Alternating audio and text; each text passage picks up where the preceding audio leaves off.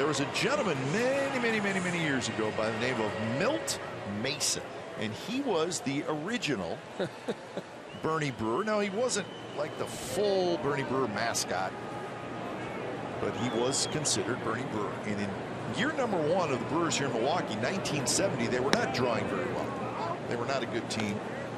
Attendance was not great.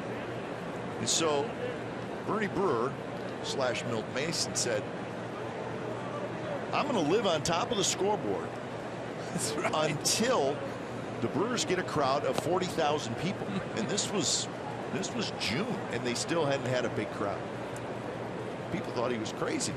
So they put a camper on top of the scoreboard at County Stadium, and he lived there for 40 days until they drew a crowd of 44,000 in the middle of August, and he came down.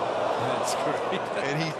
And Dallaire, a great producer, dug and he found some photos. That's beautiful. Look at the camper, and it was positioned on top of the scoreboard. So you think about how high that is. And he lived there for 40 days. Did it rain? It did everything. He would go down a kind of a pole or a rope if he had to go to the bathroom or something. And finally, they had a Sunday crowd of over 44,000. And he said, that's it, I'm done. I've been in this camper on top of the scoreboard for over a month. He was just trying to help the Brewers out and get some people in here. And it worked, and that was their first year here in Milwaukee.